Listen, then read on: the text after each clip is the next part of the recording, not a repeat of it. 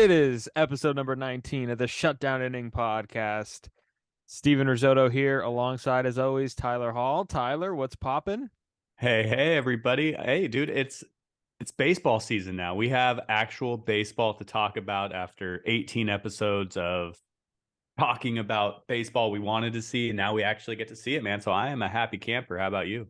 I am also a happy camper. It was great. We're actually recording this on Saturday, the 8th, but I was at opening day yesterday. It was fantastic, and I think the vibes of opening day, uh, and I don't think it even matters, like, what team is good and what team's not, because I don't know if you saw the video of Andrew McCutchen getting a standing ovation from a full PNC Park, a full PNC Park. Yeah. Yeah, that was awesome. I mean, opening day is just unmatched. I mean, no matter what, it's your first game of the year for your team at home. Usually most teams at least get close to a sellout. And, when you have someone like Touch coming back home, it's great that he got that in front of a full house. It was really cool to see. Yeah, and of course all the festivities. I love when they line up on the line and everything, and it's kind of a time for like recognition too. Like all the trainers are out there on the line, and the clubhouse attendants, and everybody's kind of getting a chance to soak in the moment. And I always think of the term like "don't look up." When you get to the big leagues, you're not supposed to look up because there's like two extra decks, and a lot of those Yeah. people got to soak in and see a full crowd. And I think the Giants rolled out the orange carpet. That was cool. And I think all the home opening days are wrapped up now. But Yeah, it, usually by the third series, they try to get everyone home by then. You don't want players doing opening day lineups until end of April. But yeah, I mean, it's just cool to, everyone, like you said, everyone gets that recognition. You kind of get to see how many people are in the clubhouse to make a season happen. And also just like a lot of those, a lot of people making their major league debut and like, yeah, their first opening day. And that's always cool to see for me because, that guys have been working towards that for their whole career. And, they get to see that dream become a reality. yeah. And just to add off that for a second, it's different when like a guy like Jordan Walker in St. Louis opens up, on the road or something in Milwaukee. Let's use that as an example. And then it's probably cool for him playing in his first big league game, playing in his first big league games. But I think it is different when they go, like you mentioned, when they finally go home and he gets to be introduced in front of his home crowd. Um, so just using Jordan Walker as an example, I think that's really awesome. And for us particularly, we have more to talk about. It's not just the finding top fives for off-season stuff. Yeah. Yeah, it's awesome to be watching games and just kind of seeing who's doing what this year. Obviously, it's still very early, but you know, uh, it's just interesting to see how some of these teams are getting out of the gates. Some a little faster than others, some a little slower than expected. But I mean, I think obviously the one that jumps off the page, I think both of us is the Tampa Rays. Are they're going by Tampa Bay Rays now, or are they just the Tampa Rays? But the Rays down in Florida, they're starting 7-0. They're I just read before we hopped on, they're the first team to start 7-0, winning each game by 4 or more runs, which is impressive.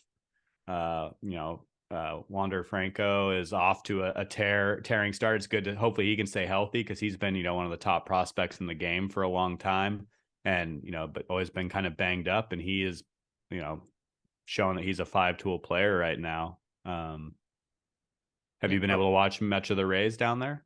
yeah, a little bit. They are the story of the sport. And like one guy that I'm like very excited to see with Tampa Bay, who I think is just, the WBC brought out just the total star in him and the postseason too to some extent. But now everybody knows who he is. Randy Rosarena is also on that team. Yeah.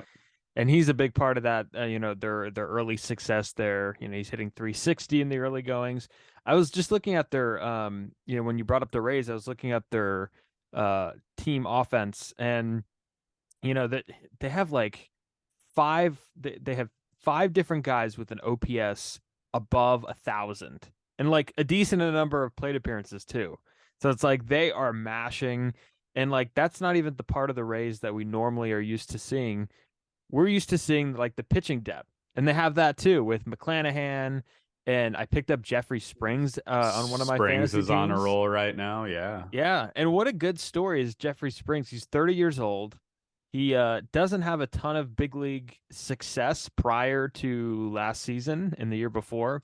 He was kind of a reliever with the Rays, but he came up in the big leagues for the first time with the Rangers and then bounced around with the Red Sox. But we love the journeyman people, but their pitching's really good, and yeah, they've been really impressive. Yeah, they're just always a team that, like, no matter if you've heard of the guys or not, they just always Mhm. find a way to put a good group of guys together and play winning baseball. And then, I don't think either of us picked them to win or to make the playoffs in our prediction show last episode. But obviously, we're a week into the season, but I mean, they're showing that they're going to be a force to be taken seriously in the American League. Yeah, that is the prediction that we're gonna look back on and maybe cringe because Yeah. they have a history of being underestimated, and I fear that we may That have we done fell it into again. that boat. We did it again. Yeah. We did. Watch, they're going to be playing in the World Series or something with Yeah. Zach Eflin starting game 2 or something. Yeah. But great start, and it's always cool to see like who could stay undefeated for so long. Like remember, not just a team thing, but like Max Scherzer. Remember he started off like 15-0 that one year or Hmm. something, and everybody's like he's never going to lose. So, Yeah. um, and it's also fun the other way around. Like who could have the worst record starting off the first week? Who's gonna go? But nobody's Yeah. is winless, so that's good at least. Yeah, it's good to kind of see that level-ish playing field, but I think everyone was kind of surprised. I think were the Phillies the last team to win a game? I think they were the last winless team. They have a couple now. Um, but I think they were a team that most people, expect to be at the top of that division or in the playoff hunt, and they started out pretty slow, surprisingly.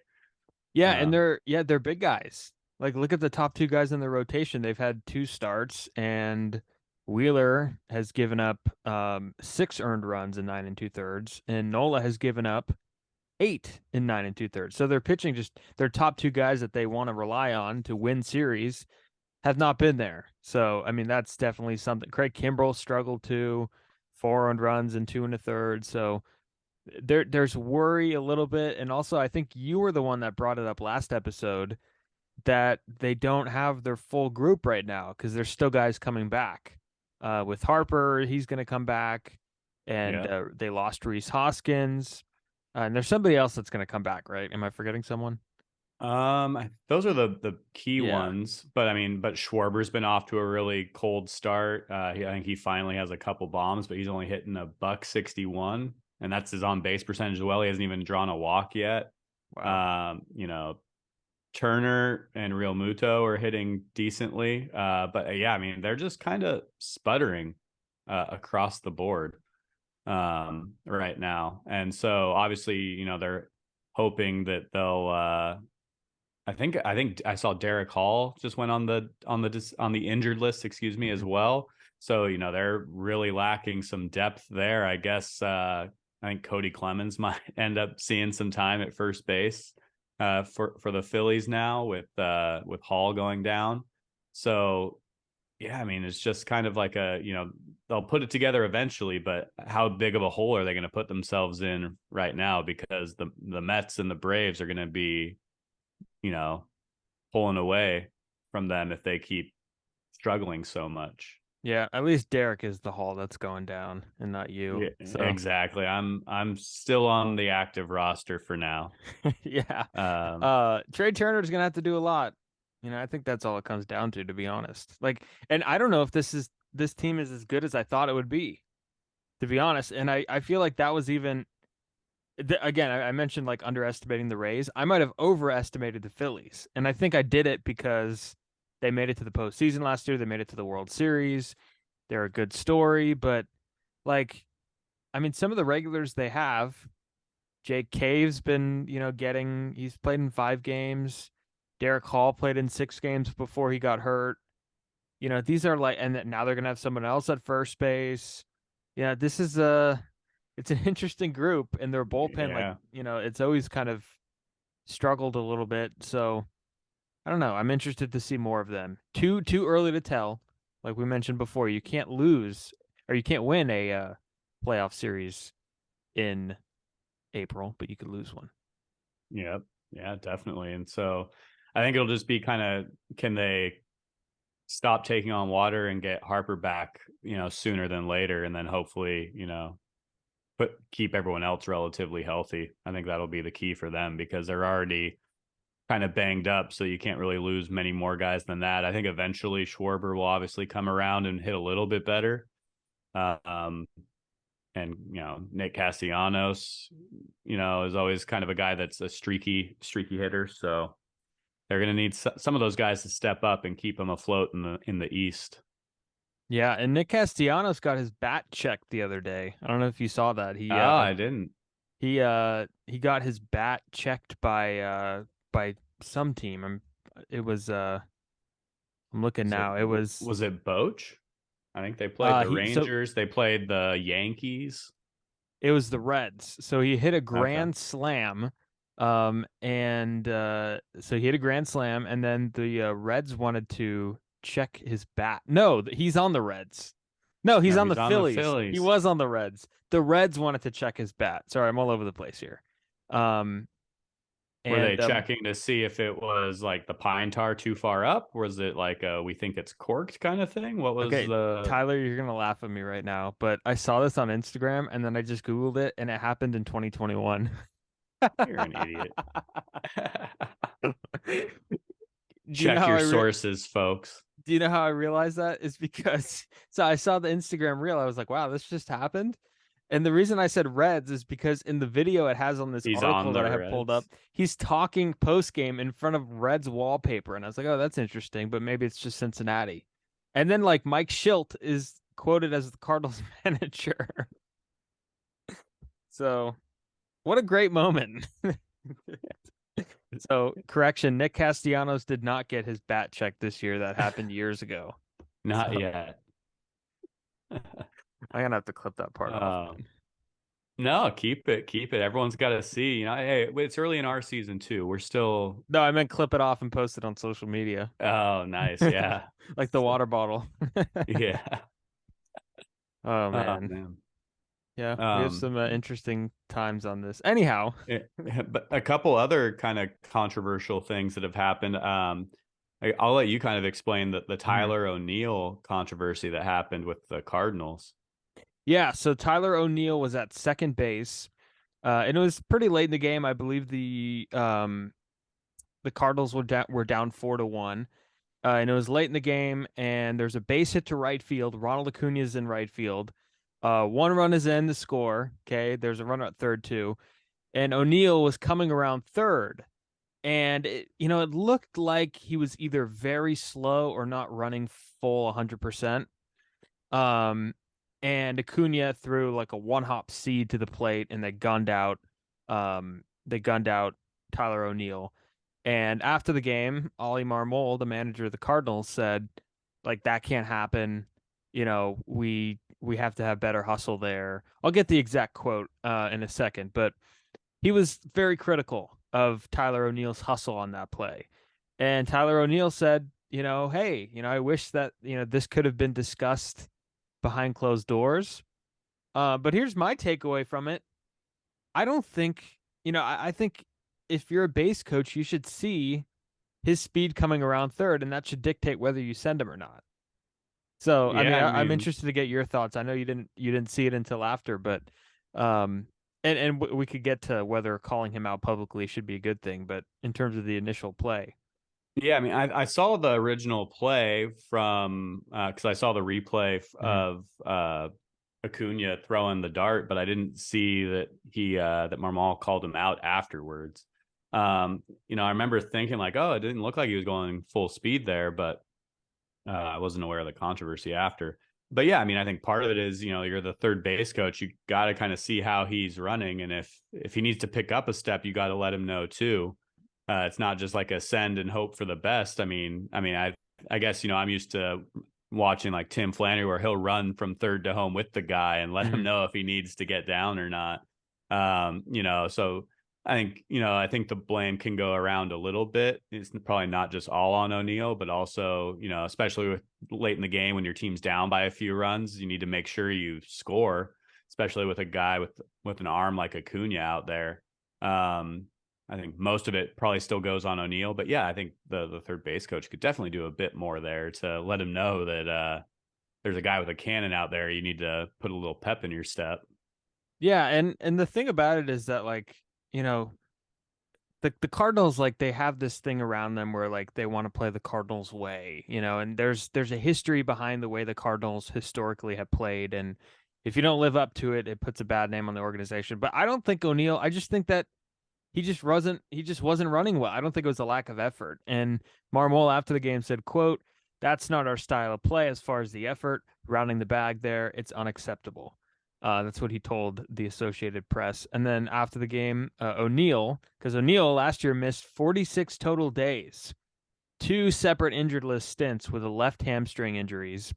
And then he said, quote, "I just got to get a better jump next time, and I guess just get around the base a little quicker, and then be in there next time." So like that's putting like him in a bit of a tough spot. I feel like those conversations should be had behind closed doors, or at least be had before you talk to the media, right? Yeah. Yeah. Especially this early in the year. It's kind of weird to, because now you've got what, 155 games left. Yeah, It just seems a little early to be, airing the laundry out publicly. You know, maybe if it's something if it happens, multiple times, you have to your players and maybe you go public then. And once you've addressed it internally, if it doesn't kind of fix itself.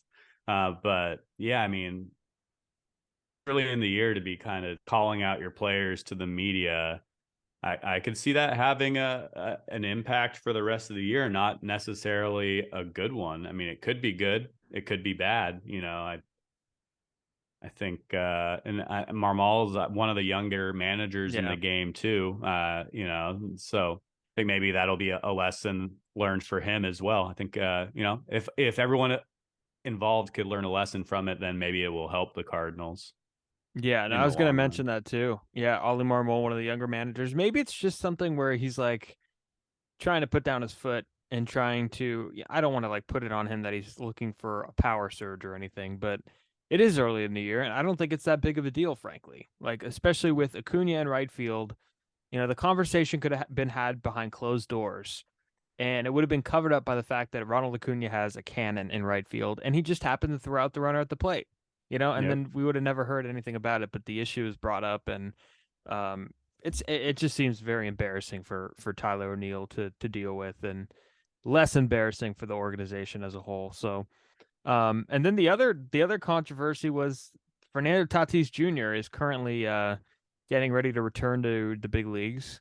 He of course was handed a suspension last year for performance enhancing drugs. So he's rehabbing in AAA and he's looking to be activated, I believe, around the 20th of the month.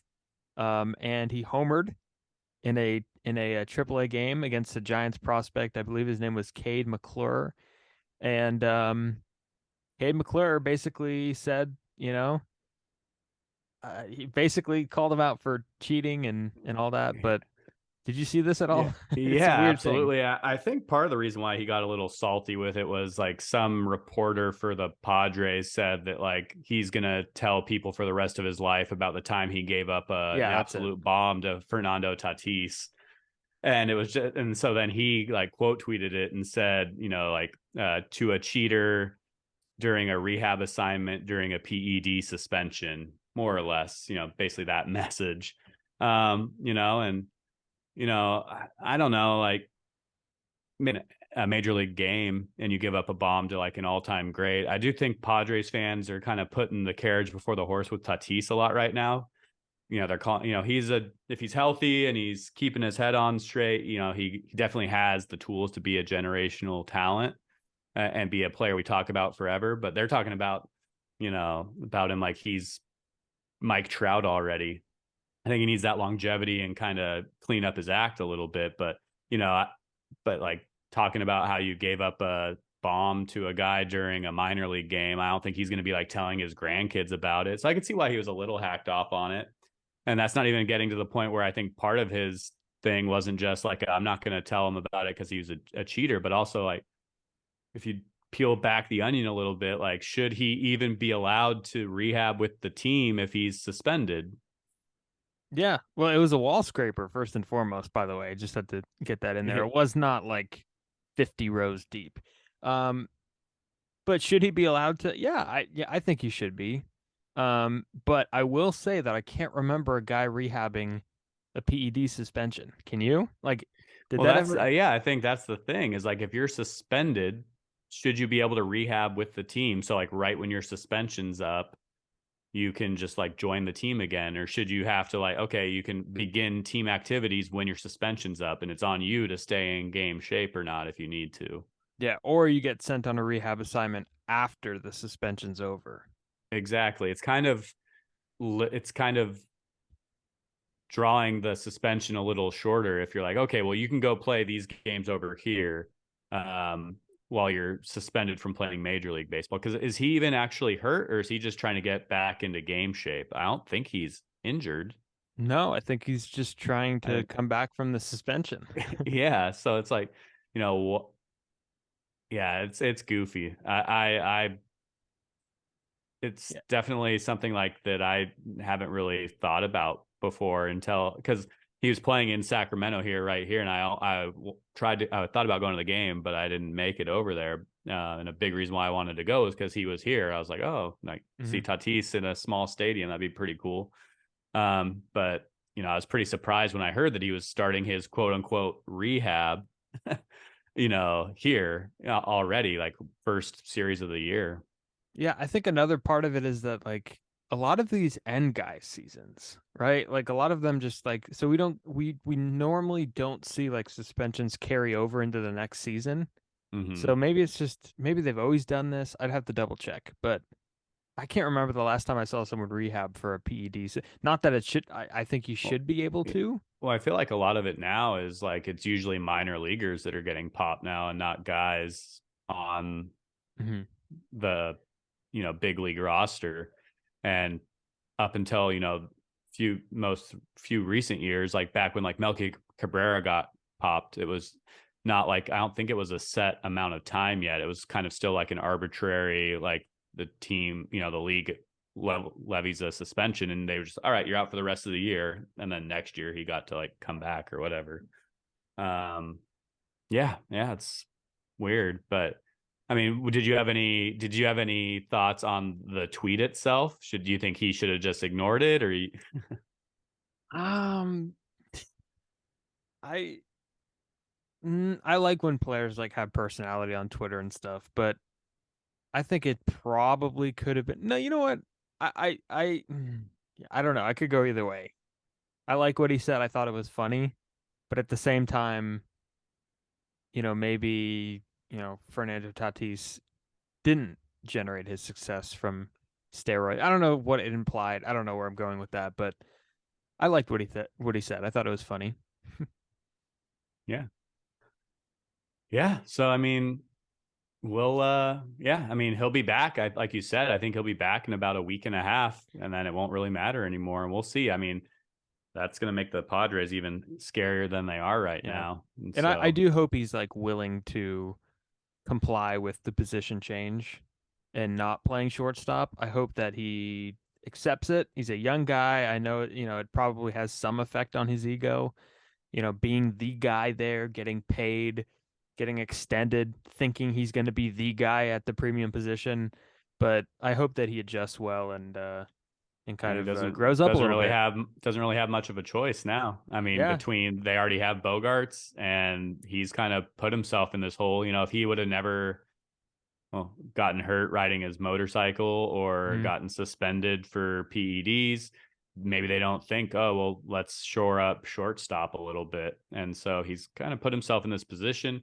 And, if he's a professional, he'll take it and he'll know that their team is a lot better for it because it's not like they just got someone else to play shortstop. They got an all-star caliber shortstop to take over there. I think it'll keep him healthier too to have him in the outfield instead of at short. So I think, if he can look at it through the right lens, he'll see that it's to his benefit. Yeah, and playing right field with or learning the outfield with limited like desire is such a big difference compared to guys that do it like that want to do it.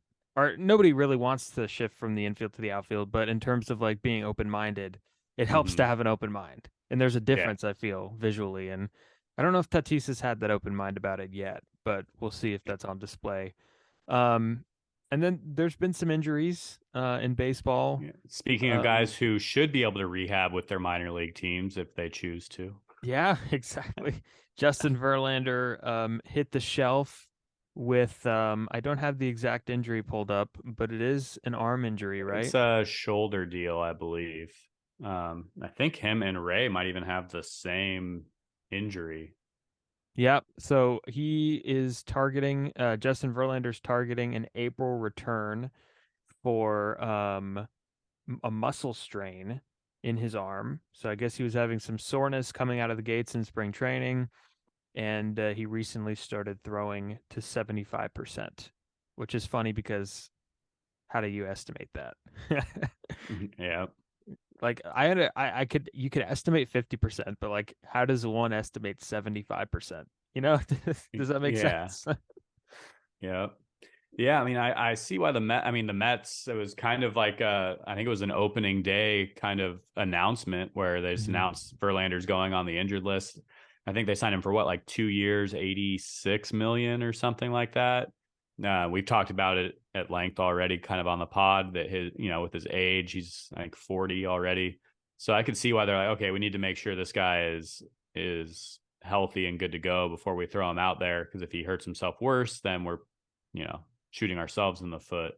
But hopefully he can bounce back soon because he had a hell of a year last year, and it'll be kind of interesting to see the Mets at full strength and what that looks like with him and Scherzer at the top of the rotation. But I was pretty surprised that it was kind of out of nowhere, and they're just like, Verlander on the IL, and it's just whoa, okay, kind of caught me off guard on opening day morning. Yeah, and it's apparently it's in the Terrace. So if you're a nurse or doctor out there, please correct me on my grammar of that. But it's right like where hold on, I'm gonna get the it's like right like where the like yeah by the shoulder if you're listening by the shoulder, and it kind of connects a little bit to like the a little bit To under like the like the pec muscle. Yeah, it's like where over the front of the shoulder, then it connects the shoulder, like the arm to the pec, kind of. Yeah, yeah, right there. So Yeah, I mean, I um think it's probably a good thing that like they didn't shut him down. They let him still keep on a throwing program to keep his arm loose. So it's not like they had to completely shut it down. So hopefully for Mets fans, and the Mets, that's a good thing. yeah, and I mean this is the worry with the Mets. I think we mentioned it on the podcast. Two guys with the combined age of like 80. Those are going to Yeah. be the guys that they're going to be relying on. So, um, this comes with the Yeah. territory, I And fear. I don't know if you saw opening day at City Field too. They brought out Edwin Diaz so they could announce him in front of the crowd, and they played the trumpets. I think they were like, we need to play the trumpets at least once this year. So they brought him out to play the trumpets for Diaz. But yeah, I mean, the East might turn into like just who can stay healthiest. We already talked about the Phillies injuries so far. The Mets are obviously a little Mhm. banged up. The Braves are a little younger, maybe a little more likely to stay healthy. Maybe that'll be the little edge they need to stay over the top in that division, because three great teams, and so far one of them staying healthy. Yeah, no, absolutely. And the Robbie Ray injury is a grade 1 flexor strain. He walked 5 and then only lasted 3 and a third innings in his debut. Um, and he felt tightness in his forearm and then ended up getting uh, diagnosed with a grade 1 flexor strain after an MRI. So the Mariners are without their ace, or one of their aces, because Luis Castillo is killing it this year, by the way. Yeah. Um, at the top of the, he's a sneaky pick for AL Cy Young, I think. Um, but those are the injuries, and then we figured we'd debut a new segment. So a new segment. I got this idea from Ken Rosenthal's new podcast called Fair Territory, and Tyler and I are going to list. We're going to switch off every week. One of us is going to list some winners from the week. One of us is going to list losers from the week. And I'm very excited for this segment. Yeah. Yeah, I because I think figure, it should be fun. if you're okay, I think we should call it 3 up, 3 down, where the 3 up, 3 shutdown down. inning, you got to get 3 outs. So we'll call it 3 up, 3 down to end our episodes. And basically it's like a winners and losers. Mhm. So do you want, since I'm the 3 up this week, do you want me to start it off? Go for it. Let's Should we list them. trade off? I'm excited. Uh, so my 3 up. So I'm going to start with Brian Reynolds from the Pittsburgh Pirates. He's entering a contract year. There's been rumors of if they're going to trade him or they're going to extend him. I don't know if it's a contract year, excuse me there, but he's been trying to get an extension. They've been talking about potentially just trading him. And to force the conversation, he's off to the hottest start in baseball, Love it. hitting 448, 5 home runs, 13 RBIs, 9 runs, almost a 1600 OPS. So, I mean, he is just hitting like what is it? He's blowing the roof off this place, I He's think is blowing the roof off this place. he is, and I saw a couple stories earlier where like Pirates fans are like begging the team to extend him now. So, I mean, way to force the issue. And, he's always been a great player, a strong player, but I mean, he is playing out of his mind right now. I mean, 5 home runs this early, leads the major leagues, I believe. And, I don't think he's gonna, whatever pace that is, but, I don't see him hitting 40 or 50, but I think he's well on his way to like a solid, 30 home run season potentially. Absolutely. I love that. I love this pick, and I love that he's forcing the issue after requesting the trade. Because after you request a trade, you best not show up the first half of the year and stink. That would be Yeah. a bad look. So he's backing it up. Yeah, and it's interesting because some guys will say like I don't want to negotiate during the season or whatever, and he basically demanded a trade not because he was not happy in Pittsburgh, but because they're not offering him what he thinks he's worth. So he's open to an extension if it's a number he's happy with. So, and the negotiations are still potentially on the table for right now. So I mean, talk about the right time to show up, as you said. 100%. So next up, I'm going with the pitch clock, man. I said I wanted to see it a little bit more in action. I still think there's some things they could tweak. I do kind of wish maybe it was that 20 seconds all the time instead of 15 when the bases are empty. And then maybe I feel like a lot of the violations are like starting an inning or starting an appearance. So I think maybe some better communication with a guy when the clock starts. But I think it is kind of making it really crisp to watch games. You kind of stay more engaged instead of like zoning out. And sometimes I like to be able to just kind of zone out and pay attention when I feel like it. But I think right now, from what I've seen, I like it. What are you feeling there? So I have been, as you know, the most inconsistent critic and supporter of the pitch clock. And I got a chance to witness it on opening day yesterday for the very first time. And from a fan perspective, I love it. I love the pace.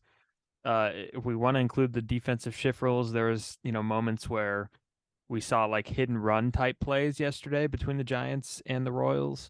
But in terms of the pitch clock, it was good. I do agree with you. I do think it should be 20 seconds. And I would also argue that there's people in the league office that feel the same way, but there's also the thought of, okay, the cat's already out of the bag. We can't turn back. It would look weird. So I don't know if Yeah. that would happen, but I do think 20 seconds for both runners on and runners off would be cool. It would flow a little bit better. It would give hitters a little bit more time to stand in the box because that's been the problem. I don't think we're going to see a whole ton of pitch violations from the pitcher. I think we're going Yeah. to see a lot more from the hitter, which was like not really anticipated, I guess, when this rule was first announced.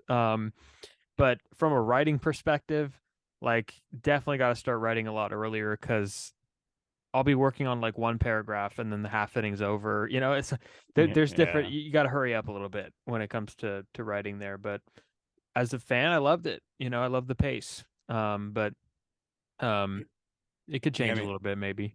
yeah, but there's definitely been, a little bit of, I don't know if controversy is the right call, but, Manny Machado got thrown out of a game already for kind of being unhappy with it. I agree with you. I think it's going to be mostly the hitters because it is also kind of like a judgment thing for like the umpire to say, oh, well, you weren't looking at the pitcher. And we kind of saw that in the Giants White Sox game where Tim Anderson said he didn't look at Logan Webb, and Logan Webb said he did, and then the video kind of clearly shows that he did.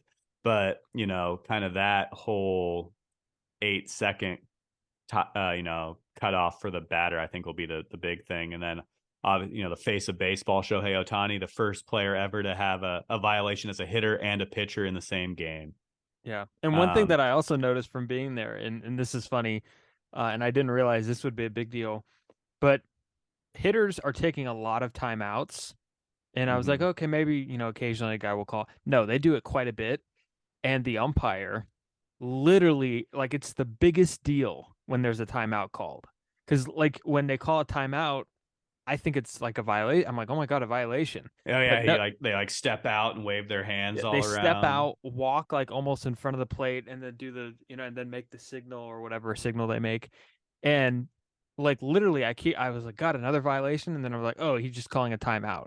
But it is the most Yeah, dramatic thing I've ever seen when a hitter's call. And in Machado's case, it probably was on him because he tried to call a timeout with 8 seconds left. Anderson again, probably on him, but you got to be ready. And I feel like, pitchers are using the argument that if you're in the batter's box, you know, all is welcome. But I'm interested to see how this progresses and see what adjustments not really the pitchers make, but the hitters. yeah. Yeah, but to me, I do think, like I said, I wanted to see it before I, had a full on judgment. And so far, a weekend, still subject to change, but I'm calling it a winner because I think it's kept a pretty good pace to the game. It doesn't feel super rushed. It just feels like it's a briskly played game. So, as far as how bad it could have been, I'll take it. I'm going to call it a win. And then last up for 3 up, I'm going with the fans. We have baseball again, man. Like you said, we had a sellout at PNC. The first day of the year, everyone's tied for first place. We're watching our favorite teams out there again. And so, if there's ever a week where fans everywhere are a winner, it's the first week of the season. And so I'm just stoked to be able to throw on the MLB app and see that, we have a game to turn on. If you're a Giants fan, it's always during the day right now. And, Yeah. me and a couple buddies have started a thing. Shout out to Max and Hal, where like if we're watching a game and we see a home run live with our own eyes, we text the three of us like who we saw. So like throughout the day, one of us is watching a random game and we'll text out, like Patrick Wisdom, like, oh wow, like that guy's watching the Cubs game. Okay. And so it's just great to be able to have a ball game on. Have Well, you guys done that at the same time, like where you're both watching the same game and you guys both text the same name? we haven't yet. I'm sure we have been watching the same game and seen it, but no one's like texted the same name twice. I think it's kind of like a first come, first serve kind of thing. Yeah, that would be funny. But yeah, that's pretty. Yeah, 3 up. Those are the 3 up. I like all the choices for sure. And now the 3 down. So these are kind of like the what are you doing kind of moment. And 95.7 The Game with Mark Willard, they have a segment where it's called What Are You Doing? And they list out all like the crazy people throughout the week. But So it's kind of like Shacked in a Fool. yeah, shocked in the fool. Yeah, exactly. Um, yeah, that's a good one. So shutdown inning, 3 up, 3 down. We did the up. Let's do the down. My first down is going to be Javier Baez. Okay, so when the when Javier Baez was first signed by the Tigers, I was a little hesitant, especially at the price. It was over 150 $50 million, and I never thought that he was the guy that everybody says that he is, and he's in his 10th year at the big league level. And he's opening out of the gates so poor with the bat. He's, two for what is it, 25, 2 for 25 with a negative 33 OPS plus. That's an OPS of 328. He's done virtually nothing. Defensively, is he gifted? Yes, but I just don't think that he is good. I hate to say it, I just don't think he's good.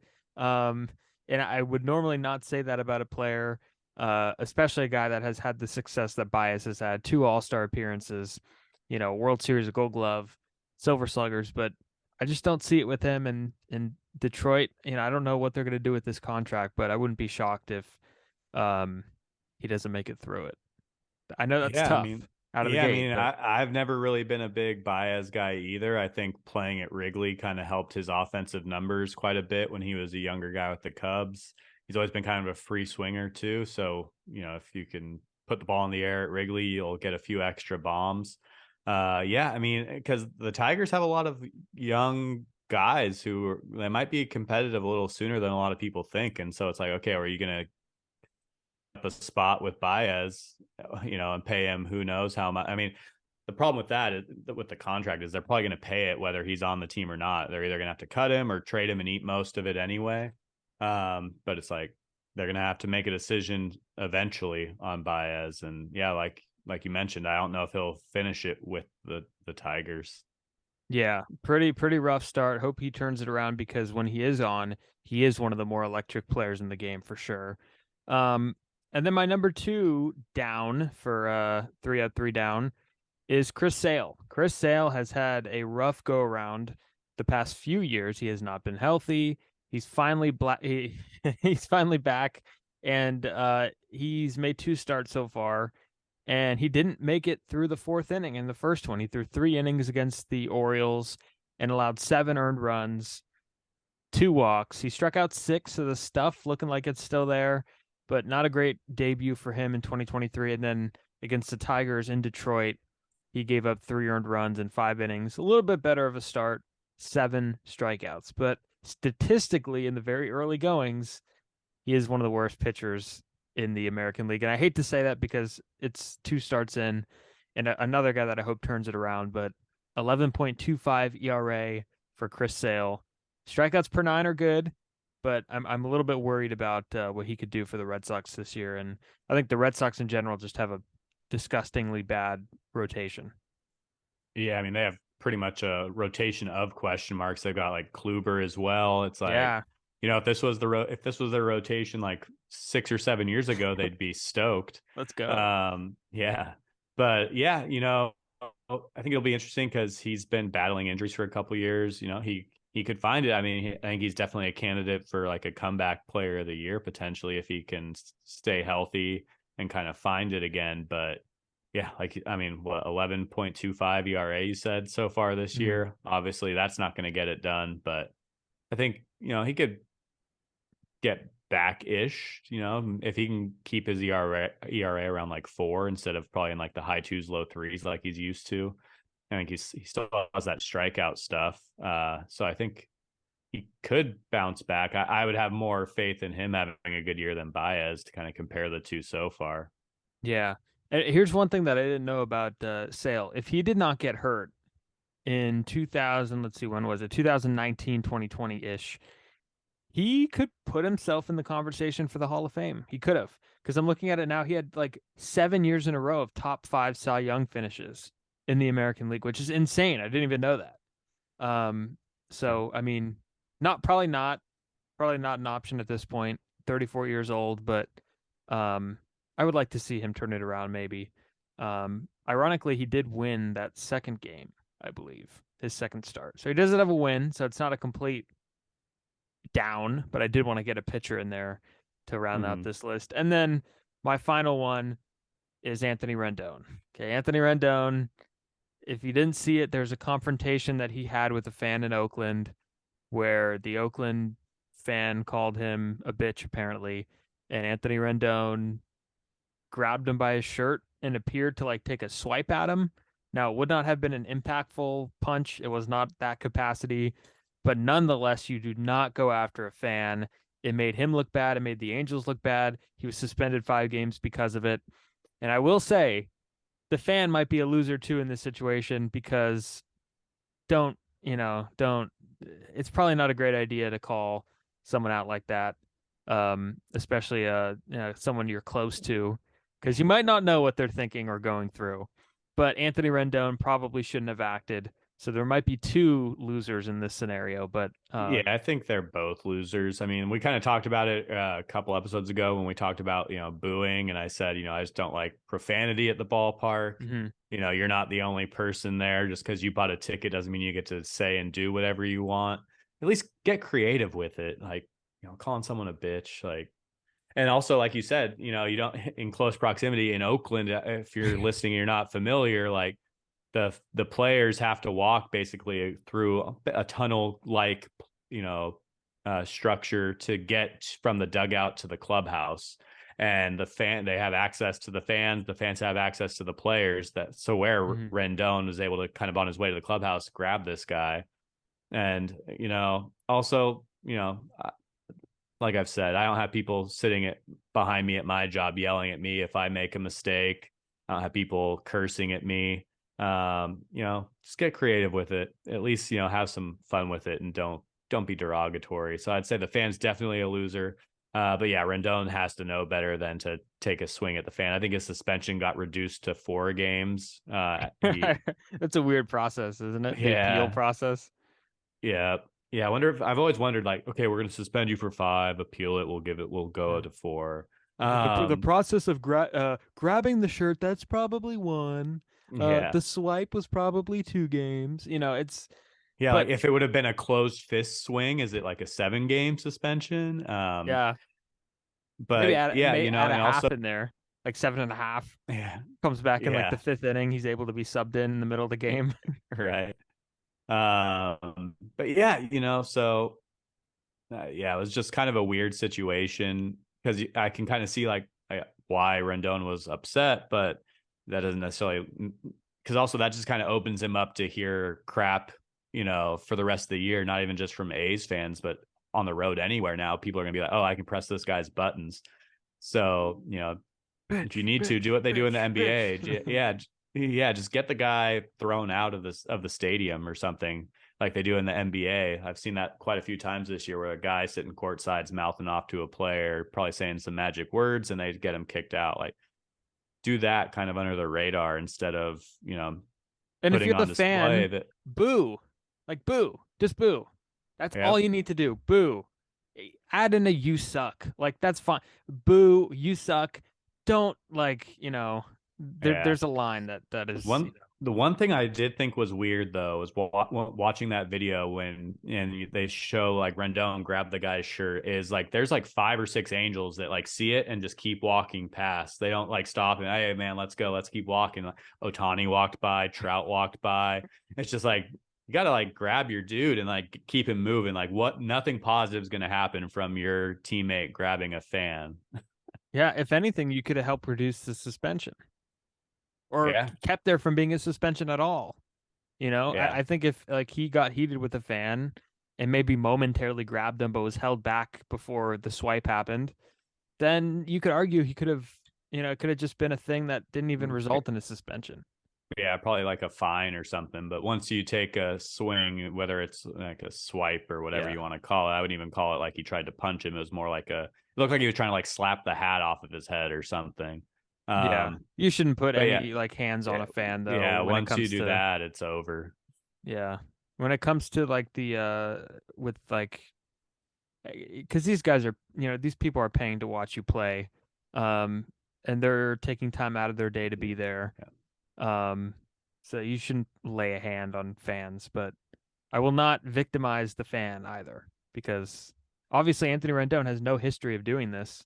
You know, yeah, he's not a guy who's regular. Like he was in a brawl a few years ago with the Mariners. I saw that claim out there, but like we don't know enough to know that he has a temper.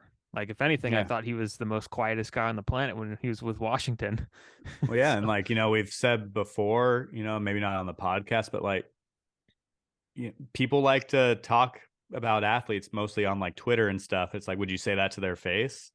And maybe you do sometimes, give credit to the guy for that. yeah, well, that, but also like, the people like to say whatever they want on Twitter because they know that the player doesn't really have any recourse, so maybe Yeah. maybe the player should be able to like challenge a guy to like a 2-minute round of boxing if they're mouthing off to him. No, just joking, obviously, but it's kind of like, yeah, it's tough. It's such a weird situation because like I could see why the players upset. I guess like you said, maybe props to the fan for saying it to Yeah. their. But he did say like when Rodon was holding him, he's like, "You were calling me a bitch all game, huh?" And the guy was like, "No, no." Like, so he like once he got like, pressed on it, and No, no. Rendon called him on it, he backtracked really quick. So it's like, Yeah. it's Do you want to go try that, Tyler? Like we could go show up to like Oracle Park or something. We could test it with an opponent. I'm good. We could try. Could Not be really worth. my cup of tea. Like I said, I'm the friendly heckler when I go. If I do heckle, it's usually just to kind of joke around and mostly just to keep things light Now and that would be an image shift. That would be a total image shift. The guy that was known for like very innocently holding the imaginary K by the K signs, all of a sudden turning into like getting in a physical altercation with a player. That would be just a complete 360 or well, 180, I should the say. thing is too is like I'm also not an idiot, and I know that any professional athlete could probably beat the what out of me. Yeah. So like I'm not trying to start anything, and they're also way better at baseball than I am. So it's not like I really have much to actually like talk about. Yeah. So Yeah. And I could see you if can the do it, Steven. I'll do it. You I'll have take one. access.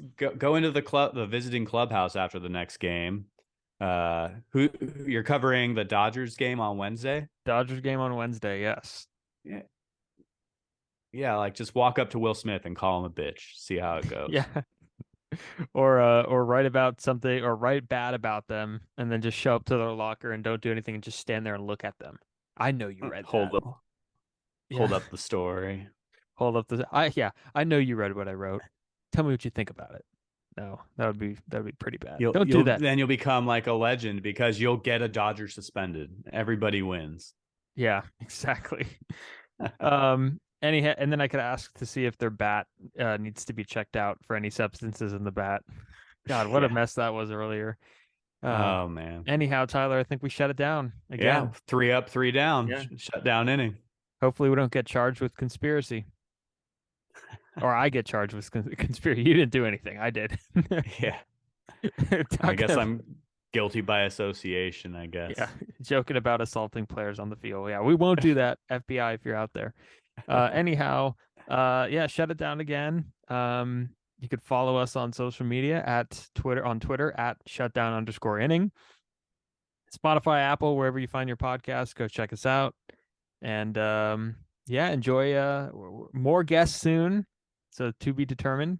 Look out for that. More shows soon. And we will see you next time. That's what's up.